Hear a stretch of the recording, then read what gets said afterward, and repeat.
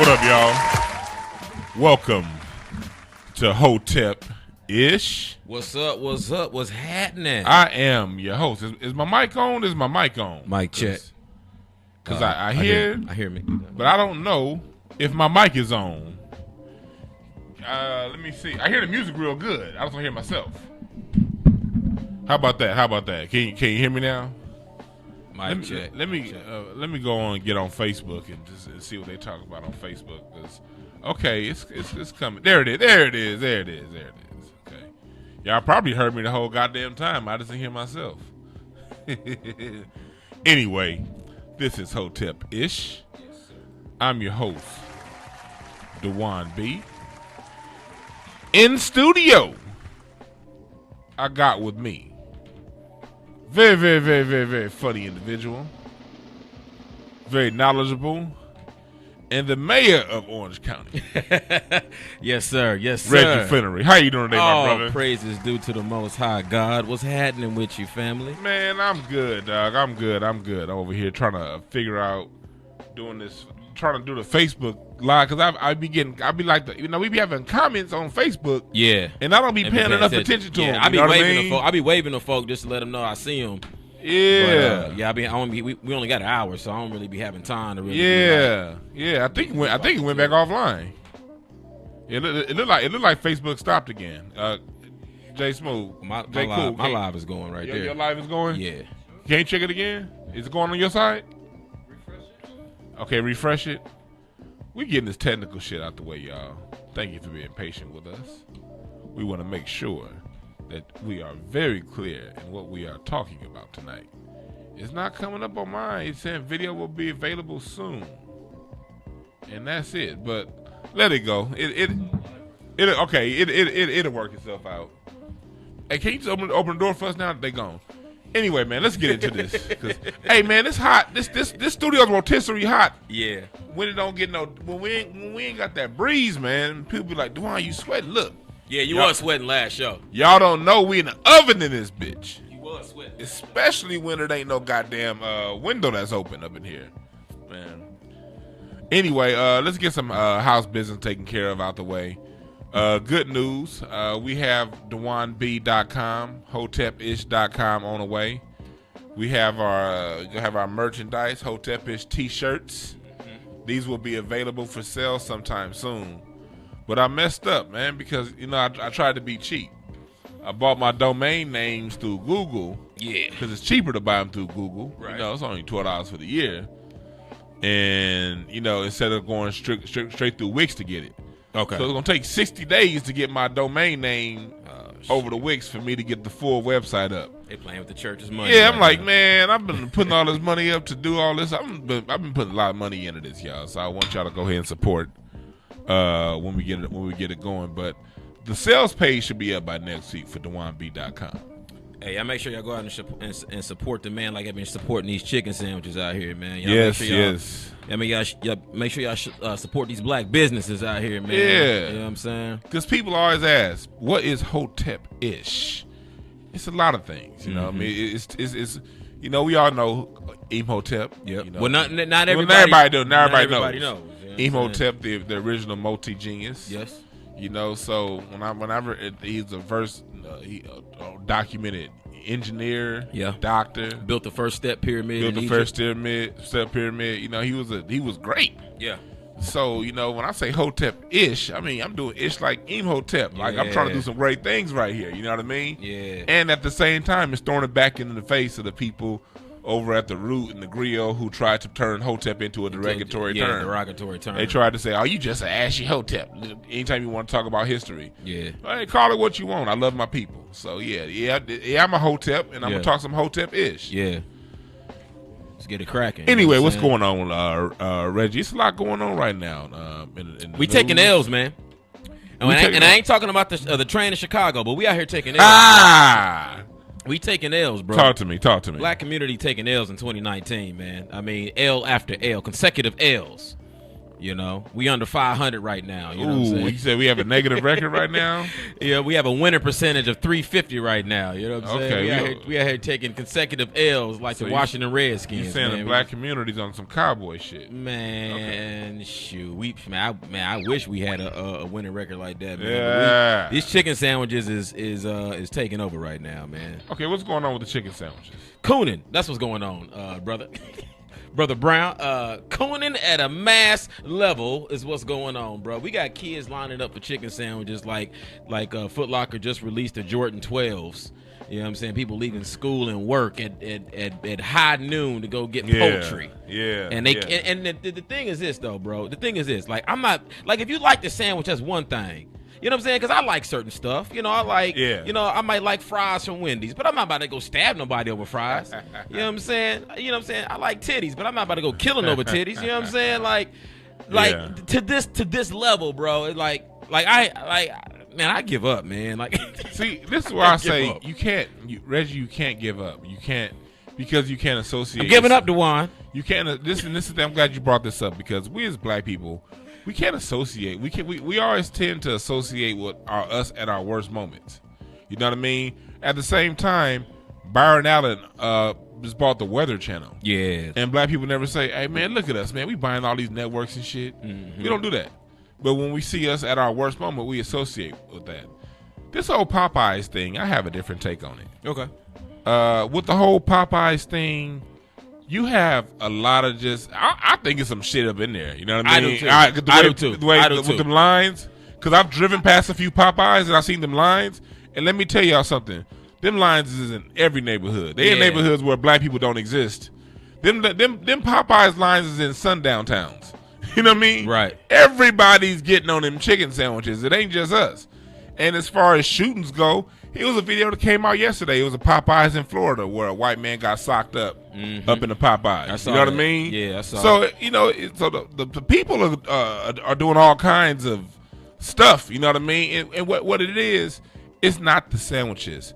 You're dealing with populations. When it comes to black people, we're very deprived of resources and knowledge of self. And that is a cocktail bomb for, you know, low-level behavior. Right. So when I see that behavior, I see it with compassion, because I know that it's not about the sandwiches. It's that when you cut me in line, you took something from me. Right. From a person that sees themselves from the point of view of not having anything at all. Right. You know, and a lot of black people, because we've been so deprived, we live vicariously through our food. Yeah. You know, we get that's the only place we get joy. That's why diabetes is so big, because we're eating our sweet, because we're not tasting the sweet in life. You know? Right. So when you combine those two factors, and when you look at, you know, the economic situations, you're going to get some bullshit. I'm not excusing it. Right. You feel me? I laugh at these videos. It was a video the other day at the one on Jefferson and La Brea where a person got their car, they whole right side of their car towed off. I saw that. $1,500 of damage for a $5 sandwich. $5 sandwich. You motherfucking fool. That's funny. I see. Like, I look at it. It's funny, but it's not funny. It's funny. Like I said, I just feel like, man, like, of all the things that we could put our resources into, like, we didn't save Popeyes over $20 million in advertising alone. And that's not even counting the money that they've actually made off the actual product itself. And when it comes to, like you said, Byron Allen or just anything, like just supporting black businesses, like, we don't put nearly the energy into that as we put into making everybody else's shit hot. You know what I'm saying? And that's where I'm frustrated, because I know that this is a marketing ploy, and we're setting a precedent too. Mm-hmm. So if and other research firms and other research pools are they're watching this. They're looking at this. Things where, like, there are people that I've heard conversations, like when you watch you know, a lot of business stuff. They say they study black children between the ages of 16 and 24. Yeah, that's where culture for the world is created. The foundation of black Americans between age 16 and 24. Yeah. That's where all the music comes from. Yeah. That's where all you know, where everything goes to. Right. And it's something that we as a people overall don't capitalize on. You know what I mean? And I look at I look at the Popeyes. Yes, we did make Popeyes a lot of money, but it wasn't just us. All of us made Popeyes a lot of money by being this popular. Right. You know what I mean? Because we don't own the news. The news is in that motherfucking driveway 3 times a day. You know, look at these niggas over here fucking up. You know what I mean? We didn't tell the news to come down. They came. You know what I mean? So it's still with the help of the dominant society. You know, with our faces on something, because you know that's what it is. So we got to look at it like that. And also, we do give our talent away. You know what I mean? Our stamp of approval means everything. Yeah. That's why they need NBA players to market Sprite and all that stuff. Sprite wasn't shit before Grant Hill started missing dunks with it. Right. Nike wasn't shit before Michael Jordan and Bo Jackson. Right. Converse wasn't shit before Magic Johnson and Wilt Chamberlain. You know what I mean? It's always us. So I think Reggie, what are some solutions? What do you think we can do as far as us having the talent that we have? You know, what are some things we can do to monetize that, to bring that back to us? Well, I think it's something that you mentioned earlier is knowledge itself, man.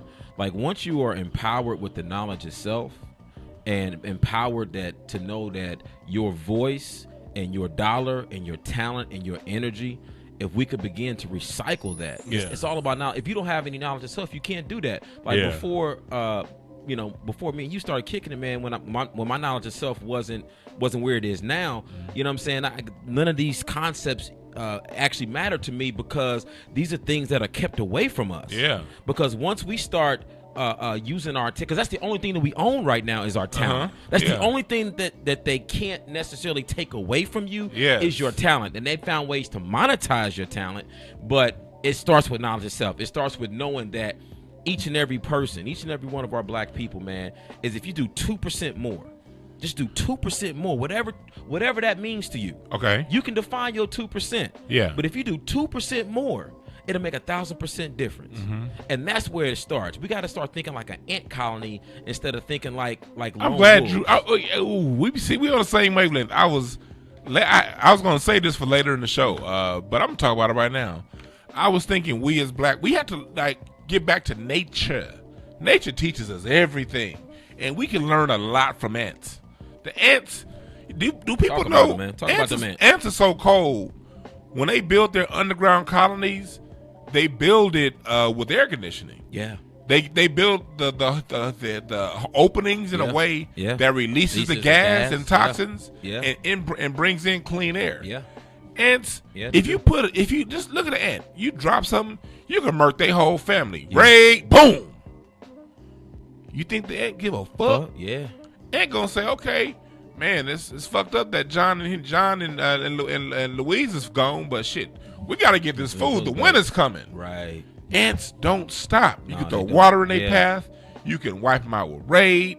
You can have all kinds of repellent. Okay, they may not get in your cabinet this year, but they gonna get in somebody's. Right. And don't leave that. Don't leave a piece of peanut butter on a dish for more than 9 hours.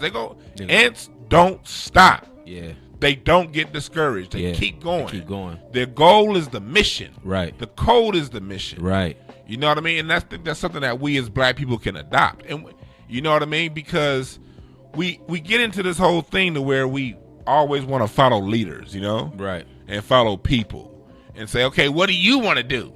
It's not about the individual. No, it's not. It's about the ideology. It's about the mission. Ask yourself, who leads white people? Nobody. You can have a white person from Minnesota and a white person from Sydney, Australia. Never met each other before. They walk into a liquor store. They see your black ass. They gonna look at each other and immediately get on code and know what it is. Because the code is the leader. It's not about a person or a personality. I can hate you, but when we're together against this group and in the same room as this group, we on code. And that right there is something that we're missing, man. Talk about that for a little bit, Reggie. Which part you want me to expound on? I want to get into talking about being like an ant colony. Oh yeah, man. That's the goal right there to me. I think you know, black people, we have such an individualistic mindset, such an individualistic mind state that it doesn't help the whole. And Interesting thing about ants is they also have a trash bin. You know what I'm saying? Yeah, they do. Where the food that they eat, all the waste, they have some place where they drop it off. Yeah. You know what I'm saying? An ant colony can move overnight. If you watch some of these African ants, bro, on like the History Channel on YouTube, bro, they raid whole forest floors. Yeah, you know what I'm saying? They mobbed up. You know what I'm saying? Yeah. They're unity. They're unified. Not all ants are uniformed, because the African driver ant is different than the African army ant. But within their colonies, they're unified, and we don't need uniformity. Uniformity would be we all vote the same way, or we all worship the same way. Yeah. We need unity in general. You know what I'm saying? Because the one thing I keep reminding black people is when the COINTELPRO was in full, and it's in full swing still now. in full effect. It's in full swing now. But when the COINTELPRO was at its height, they didn't just destabilize Muslim organizations. They didn't just destabilize Christian organizations. They destabilized all that shit. And for people who students, don't, Muslims, Christians, whatever you was calling yourself, if you was black and you was trying to move black people forward, they was coming for your ass. You know what I'm saying? So that's what we got to keep in mind. They don't give a damn about what you call yourself. But if you're trying to elevate black people, if you're trying to free black people from the ignorance of stabbing each other over chicken sandwiches, then you the one they coming for. And that's the thing, for those who don't know what COINTELPRO is, COINTELPRO is an operation, you can look it up, that Hoover and his Alphabet agency had, where they infiltrated organizations. And they'll say it started with the Klan and the mafia, but really who they went after was the black groups, you know what I mean? And it was around the time America started this war on black people, for the war on drugs, you know what I mean, where they went in and they had operatives all throughout the agency, so in the churches, in the Black Panthers, right? You know, and it all came into a head in 1969 UCLA when Bunchy Carter got killed in the COINTELPRO operation. So that's something I want you guys to look up, COINTELPRO. What's up, Edwanda White in the chat room? Thank you for watching and listening in. I love Edwanda White. She funny as hell. Yeah, she an OG, bro. She OG. Triple OG. Triple OG in this comedy game. Been making me laugh since Comic View. Yeah. Jesus the homie of Jesus is the and we be kicking it all the time. Yeah. I love that Wanda White. On a Monday. On a Tuesday. G the homie. We be kicking it all the time. Classic. Yeah, classic joke. Man, but let's get into it a little bit more, Reggie. I remember you also talked about it was something going on with people missing. Hey, man, talk to us about that. I want y'all to listen real close, man. These missing black women, man. This is some serious stuff, bro. Yeah, this is serious, man. And a lot of it is tied up into the Epstein and all this sex trafficking in our communities, man. Mm-hmm. This shit has got I shouldn't have to say it's got to stop, man, but this is, again, man, like this is bad, bro, because we are participating in the genocide and the exploitation of our black women, man. We have to do better at protecting our women. Like what community, what nation do you know that just give their women away like that? You know what I'm saying? Like, a female is a prized component to life, to civilization. I got a quick question. How are we giving her away? A lot of the kidnapping is going on in the hood, man. I mean, it's kidnapping, but it ain't necessarily us giving them away. It's a lot of it is it because the dope done dried up. The dope done dried up. These cats there was one shut down right here in Compton, man. Was shut down a couple months ago, man. And the cats were saying, well, we getting $10,000 a pop for each woman. You know what I'm saying? Here's the thing that was going. We have to be aware of that. I think this is an issue. I don't want us to get into a back and forth over us. This isn't an internal thing. Mm-hmm. This is something that's brought up on us from outside forces. It's something that actually Dick Gregory's been talking about for a long. Dick Gregory's been bringing the bell for over 20 years on black people missing. And he'd always say, you know, every year the same number of black people, about 60,000 men and women. The same. This is going back to the 90s. The same number is going to come up missing, and he's been ringing this bell for a long time. And also, I think it was Hidden Colors, either 3 or 4, where they went in talking about all the black people that come up missing. Part of it's human sex trafficking, but most of it's organ stealing. Most of it a lot of it is. Yeah. When it comes to us, black people of African descent have the strongest organs, and so a lot of it's that, and also a lot of it's melanin. Melanin sales, last I checked, was like something like $3,000 an ounce. Melanin. Where are they getting that melanin from? You know what I mean? And so there's a war against our people. We're in a war, and I think that's something that we often times forget. You know, slavery the people who were enslaved were prisoners of war. There was never no declaration signed saying the war ever ended. Right.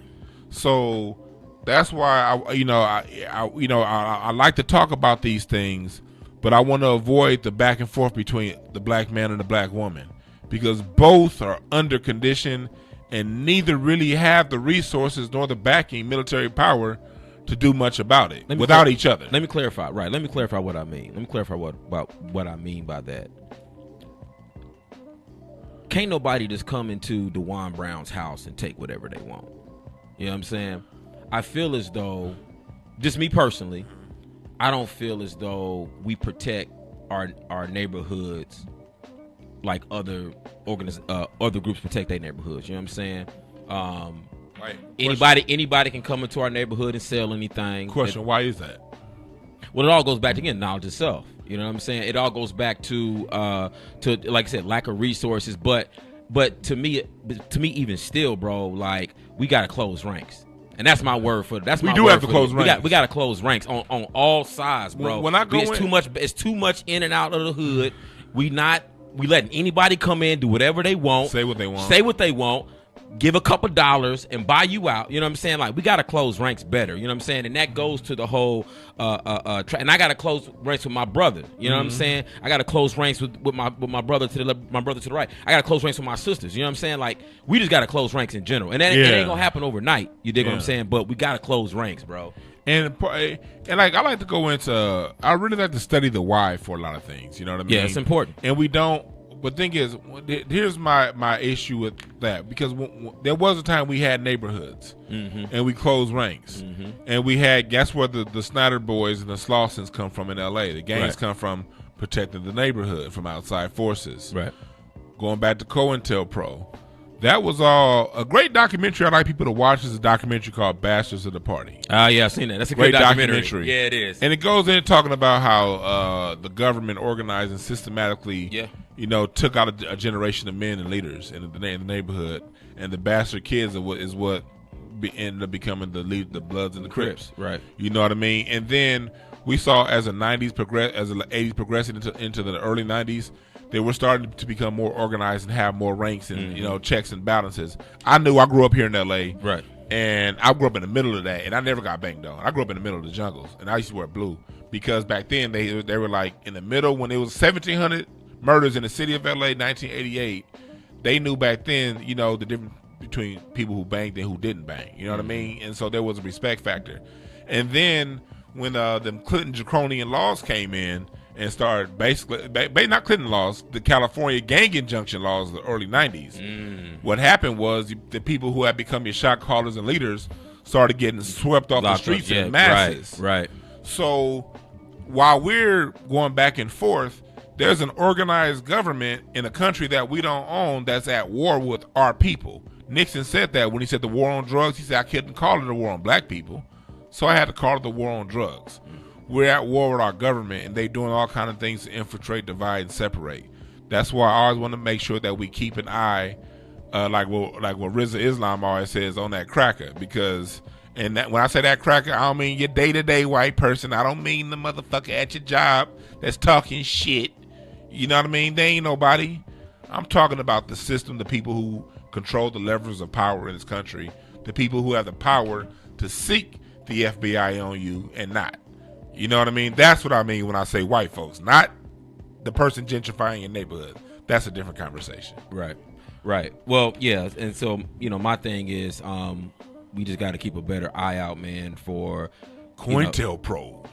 I mean, and they recently just came out too, and see, this is what I want people to understand too. Like we don't just be out here talking shit, bro. Like people, what it is that a lot of black people don't want to believe that the government is actively doing things that is not in their favor. People don't want, because then that would force people to think outside of the bubble that they've been in. You know what I'm saying? Like there was an article posted recently that the FBI stated that that white supremacists or gunmen going and shooting up malls is not the threat. It's black identity. Black identity extremists. Now hold on. Black identity extremists. So I identify extremely with everything that I like. You know what I'm saying? I like being black. I identify that. But you know what? I also identify with cheesecake because I like cheesecake. You know what I'm saying? So why are we just outlawing one thing? You know what I'm saying? Why come people that like cheesecake? I like Netflix and chilling. You know what I'm saying? Like, why not? You know what I'm saying? Like. So, like, to be just like, well, black identity extremists. Well, I identify extreme with everything that I like. I like the Chiefs. I'm a Chiefs identity extremist. You know what I'm saying? I like. That's a very vague term on purpose. Right. You know what I'm saying? Like, so what really constitutes and really and PETA. That's the other thing they said. Black. So people that like animals and people trying to keep black people from getting stolen. You know what I'm saying? Like, we are the biggest threat to America, and not some crazy dude going into a church and shooting up 9 people at Bible study. You know what I'm saying? Like the FBI already identified them years and years ago as the number one threat. But I look at it as like, I see it, but that's something that we as a people, we got to see this for ourselves. Right. Because in 2002, the Bush administration said white extremists are the second greatest threat to national security behind climate change. That memorandum was brought up again in 2006, and then brought up again in 2009 under Obama, and then again in 2014 under Obama. He didn't do shit. We didn't care because we had a black person in office. Right. That's why we were looking at, look what's going on, thinking that this some shit we got to see for ourselves. Right. You're right. Like we have to stop being like, one issue we suffer from as a people is we always the last ones to the party. Yeah. When it comes to information. Yeah. First ones to the dance. Yeah. Last ones to the party. How in the hell do the wobble get communicated across one summer nationwide? Not one video sent. Grandmama know the wobble. Mm-hmm. How that happen? And we don't know just basic day-to-day information. Part of it is, with the oppression that we've been under. You know what I mean? I get it. We've been under so much. We just want to get the fuck off work, drink a beer, and forget it all. Yeah. But I understand it. You know what I'm saying? Because again, like I was in that mindset for a long time. You know what I'm saying? Like I didn't want to deal with all this, but at a certain point, man, you can go in your house and hide, and you can go through your life, you know what I'm saying, avoiding it. They came after about them jeans. But yeah, man, but it's not going away, and all that we really doing by taking that approach is we just kicking it down the road to the next generation to deal with.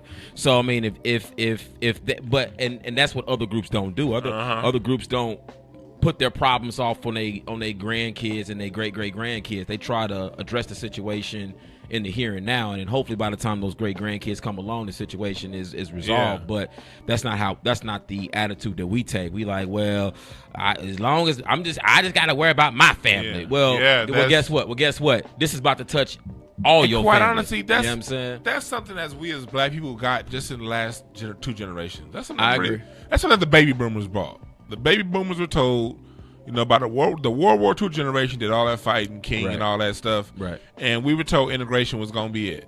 So we were raised by the baby boomers who were told integration is it. So they raised us like, just chill, stop all that fighting shit. Yeah, all that black shit. They were raised, because before they were 9, before a lot of the baby boomers were hit adulthood, King, X, Kennedy, Evers, all killed. Yeah. So they had very young trauma. Right. And they raised us with a trauma experience. Right. You know what I mean? Right. And so we have to understand about the baby boomers and know that it's our job. We weren't faced with that direct trauma. It's our job to stand the fuck back up. Yeah. We did a lot of fighting. Think about it. Black people in America, we ended slavery, and then civil rights was a huge win. We did that. Like white supremacy. The reason why they always shoot up the Emmett Till Memorial is because Emmett Till started off the civil rights movement. His case, and that's a movement that they see as a loss. You know what I mean? We got our oppressor to stand the fuck down. That was a huge win. Sometime after you win a big ass game, you just want to take a nap. Yeah, I want to say something though. A very wise person close to me said that sometimes in the middle of a war, when you beat the enemy back and you think they've retreated, they just reposition it to come right back at you. And that's what they did in And the that's 70s. that's and what they did. And if you read the Turner Diaries and all that stuff, that's what they talk about. That's those Vietcong and when they talk about the Vietnam War. Yeah. Like whenever you heard a Vietcong get quiet, you'd also hear him shuffling around, repositioning to take another shot at you. So I mean, like, the thing that we got to kind of understand, man, is on all levels, bro. This fight ain't never done, bro. It ain't never like, done. It ain't never done, because the minute you stop the same systematic things that we're fighting against, it never stops. You know what I'm saying? So you gotta always stay 10 toes down and keep your head on the swivel, like on the football field. You know what I mean? If you're on the football field, you ain't got your head on the swivel, you get your block knocked Cracked. out. You know what I'm saying? And it only take one good time. It only take one good time. You know what I'm saying? To get concussion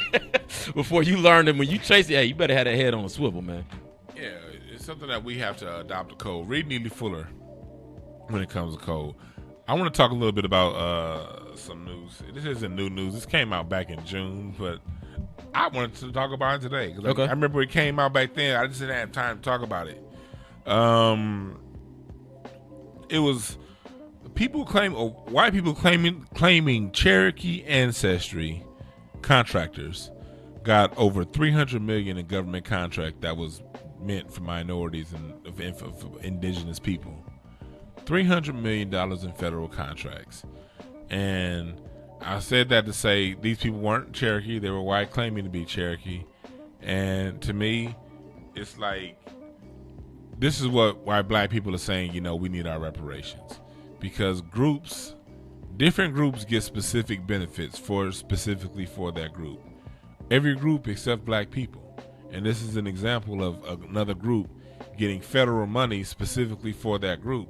Now, they had gotten taken for it, and to me that's funny, because back in 2011, Cherokee Nation expelled like thousands of black people off their rolls just because they could. You know what I mean?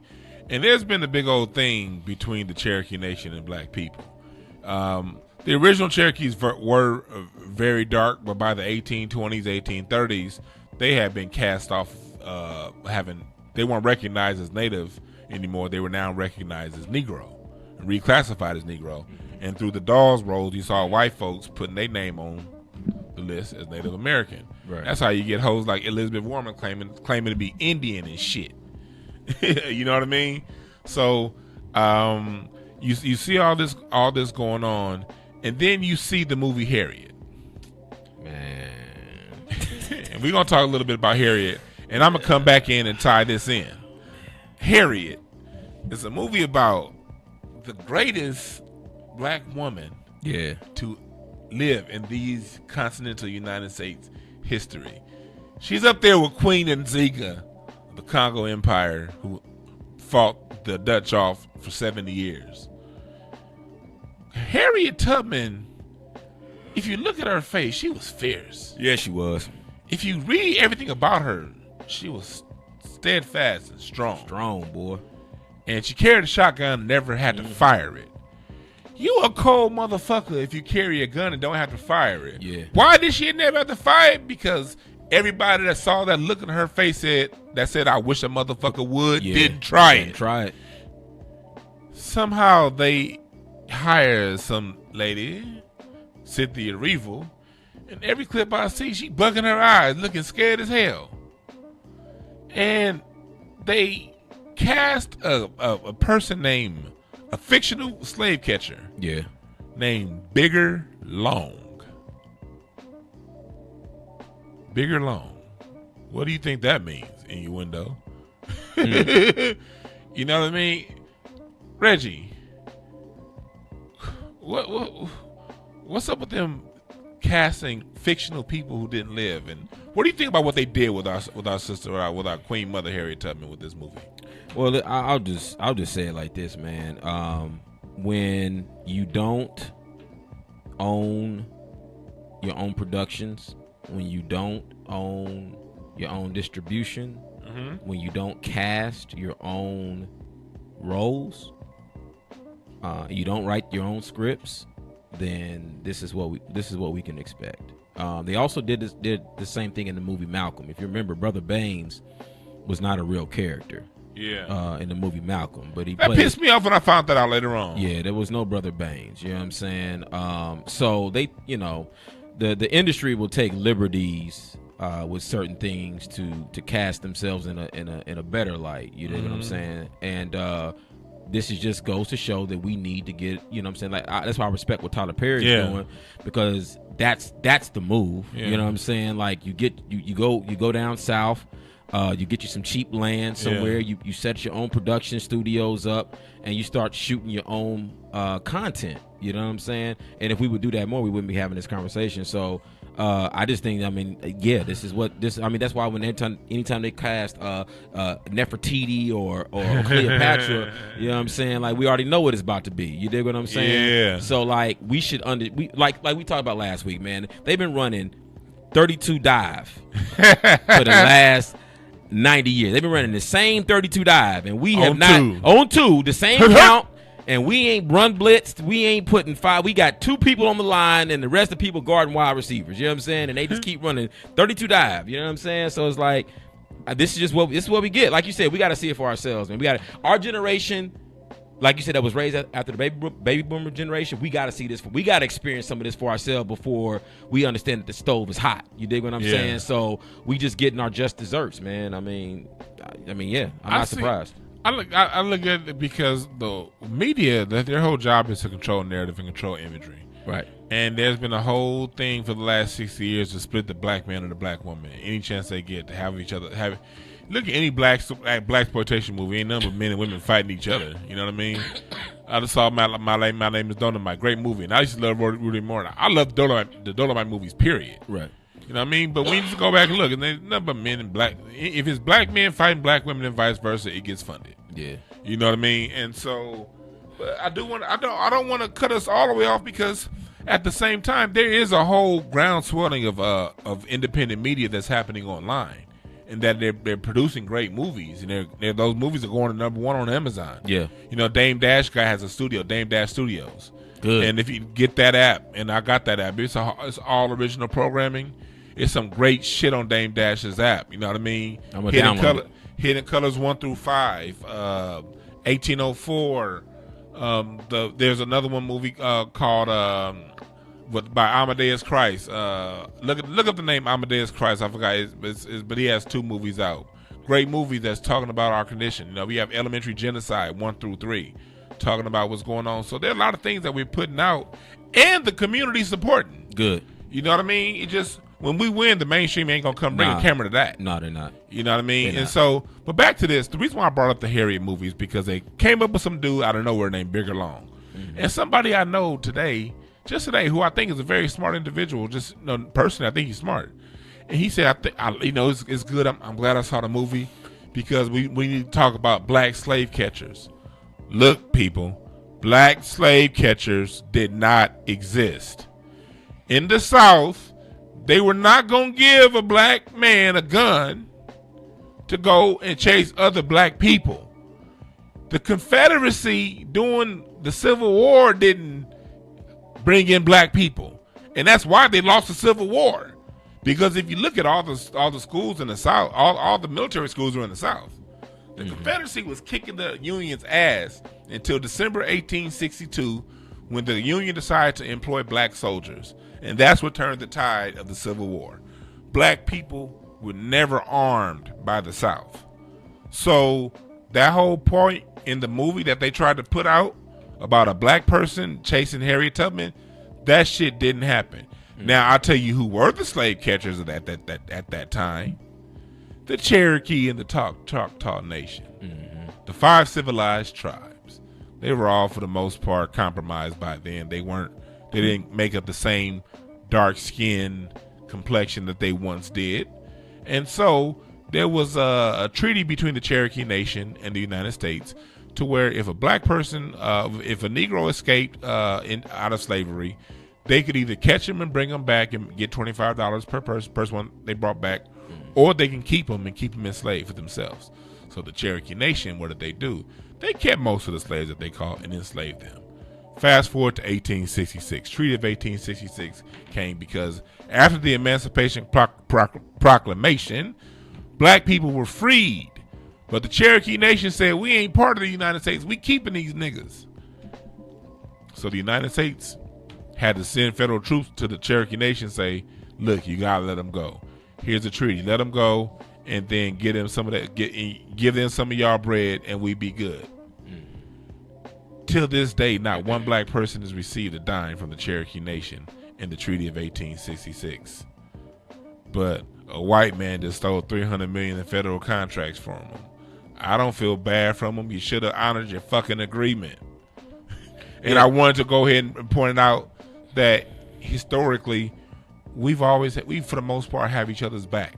You know what I mean? As people, we didn't do stuff like go ahead and get slave catchers. The people that we sometimes try to ally with, though, if you check their records, have done these things. So, Reggie, my point to you is, my question to you is, why do you think black people think they can trust movies for historically accurate information? Same reason why we stabbing each other over chicken sandwiches.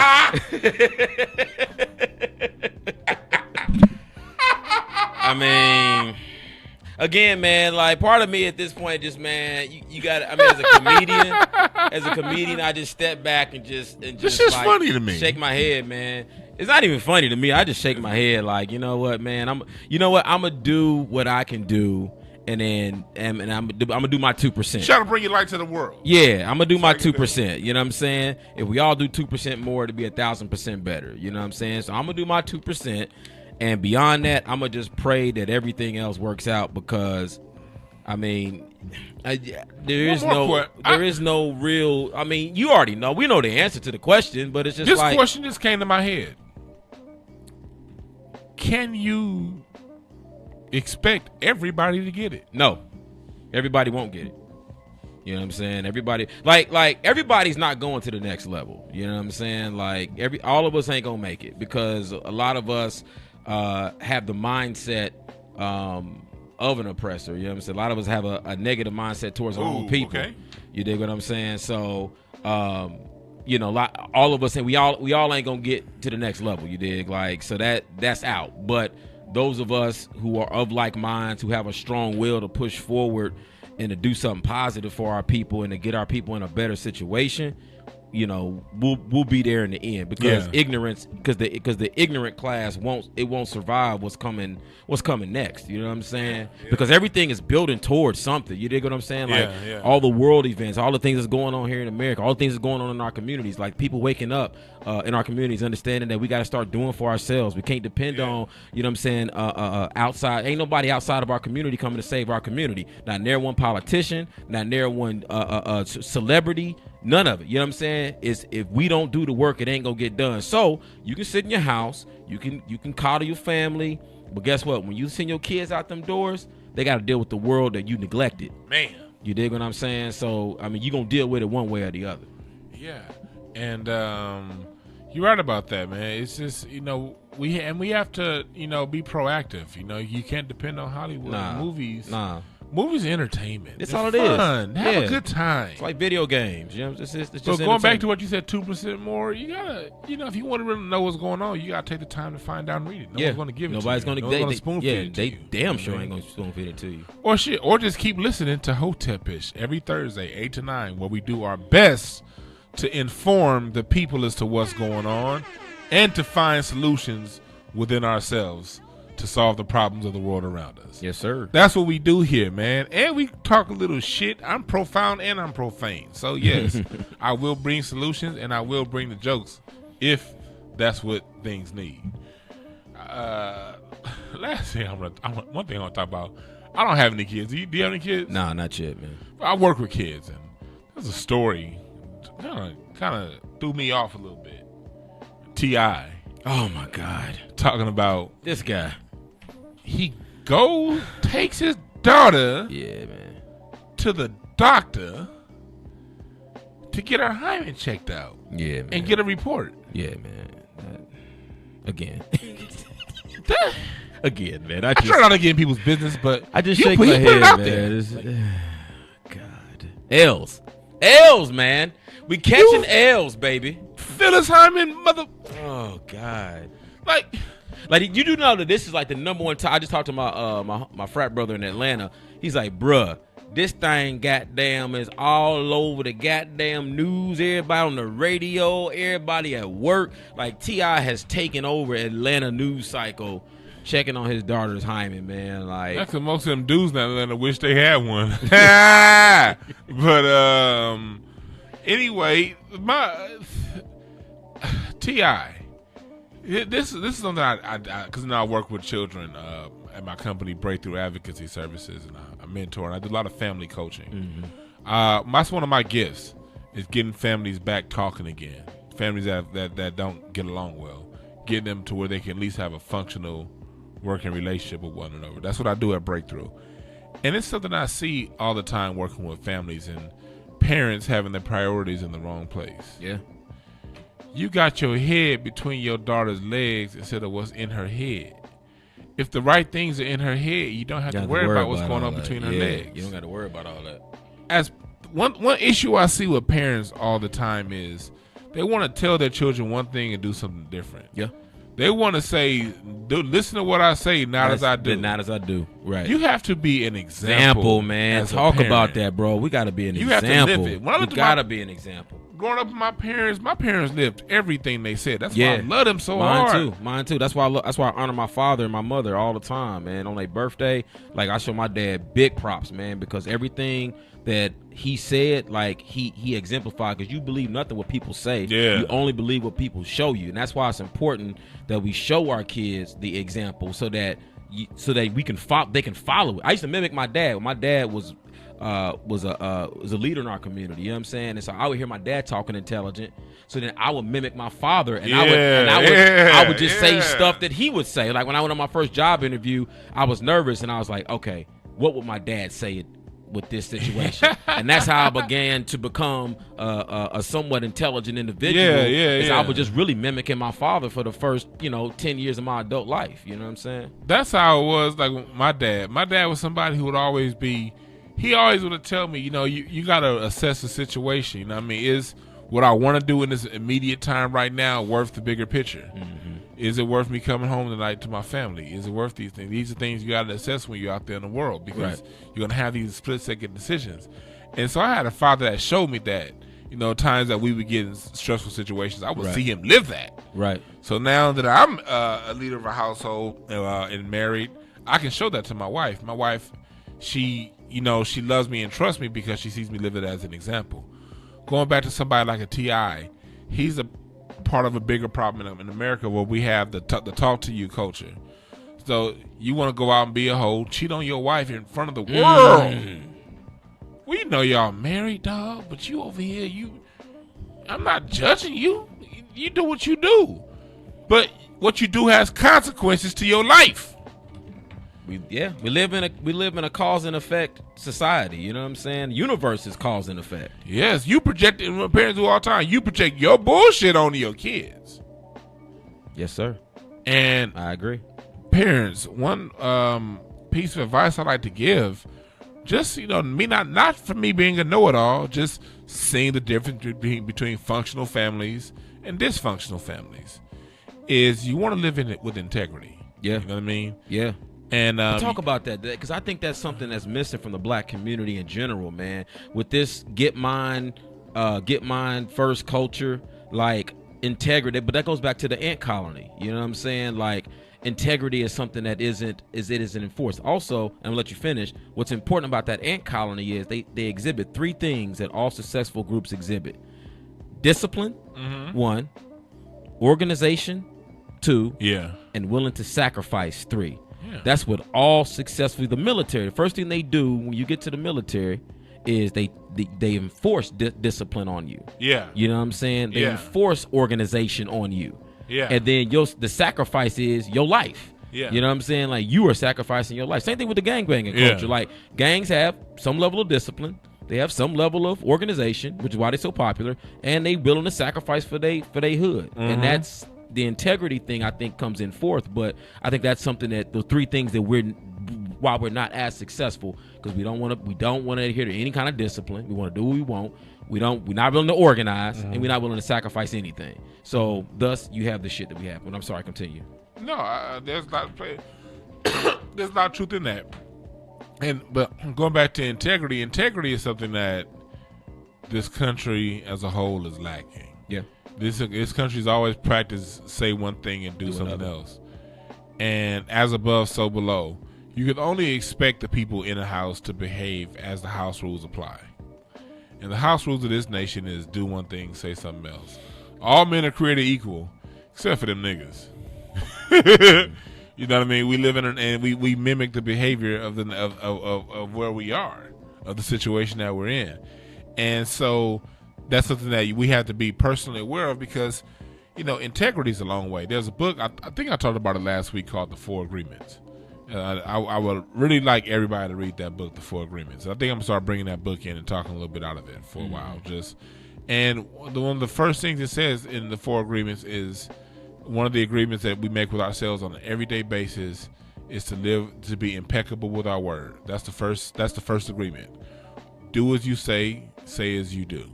If you say you're going to be somewhere at 8 o'clock, be there. 8 o'clock, right. And if you can't be there, call. And be accountable.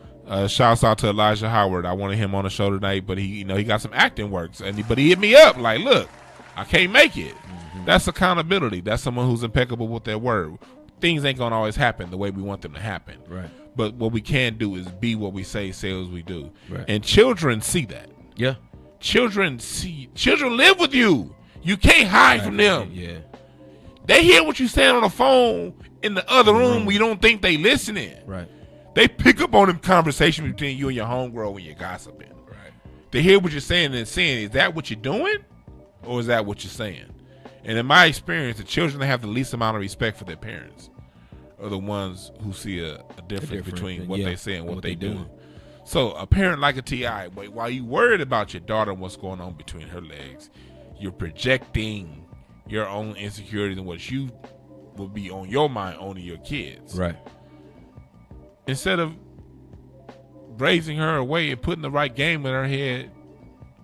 That's one thing I love about my wife's dad. My wife's dad gave her some game. Yeah. Man, and I love the fact that she was raised by a father that told her what the real is. Right. So when she saw a real person in me, she recognized it right away. Right. You know what I mean? Right. And that's something that as parents we got to start doing. Be honest with your children. Also, the thing, one point on T.I. too, man, that I heard brought up, and I think is 100% true, bro. It's like, so you checking to see if your daughter's still a virgin, but you letting your son go out and smash at 14. I didn't know that part. Yeah, man. Like, so you're not checking your son, but you checking your daughter. You dig what I'm saying? All them diseases floating around Atlanta. And you ain't checking your son. And you ain't and not only that, but you're not putting that same level of virtueness in your son. You know what I'm saying, that you want your daughter to have. See, I understand what his thought was, but he went about it the wrong way. You know what I'm saying? Like, yeah, we understand you want to make sure that your daughter is virtuous and her virtuousness is protected, but you should have that same attitude towards your little boy. You know, it's a lot of cats in general that's getting their sons lap dances and blowjobs at 14, 15, 16 and not sitting down with a business coach. Right. You dig what I'm saying? Like, come on, bro. Like, we faking the phone. Wrong man. Priorities. We about to close out of here.